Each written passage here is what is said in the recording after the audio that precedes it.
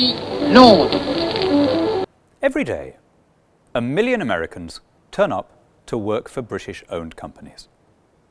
And every day, 1 million Britons clock in to work for American-owned companies. The United States is the single largest investor in Britain. And the United Kingdom is the single largest investor in America. And in a way, that's totally unsurprising.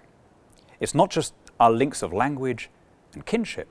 We're also linked by business practices, by the unwritten etiquette of how you do deals, by shared accountancy systems, by a similar common law arbitration method.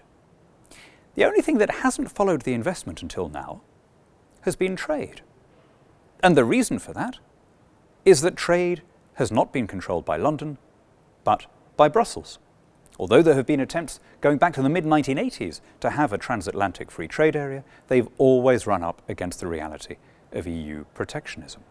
Which is why there is now such a welcome and encouraging opening from the new administration, the ability to have a proper tie-up between the world's largest economy and the world's fifth largest economy. And here's the challenge. We need to avoid the corporatism, the cartels that were creeping in to the previous TTIP process.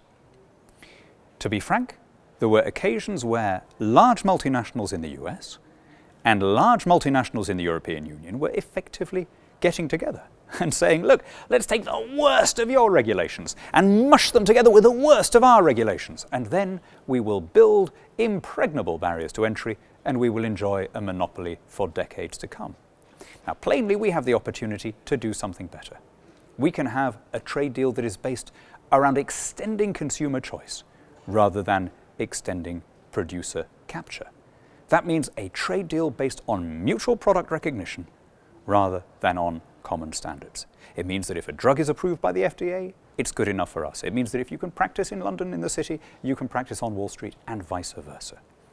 If we can get that template, it doesn't just work hugely to the benefit of Britain and America, but it can serve as a model for the rest of the world. Not since the mid-1990s has there been a significant new trade agreement in a liberalizing direction anywhere on the planet. If we get this right, we can make Brexit work not just for ourselves, not just for our 27 European allies, but to the extent that we can revitalize a stalled world trading system for everybody else as well.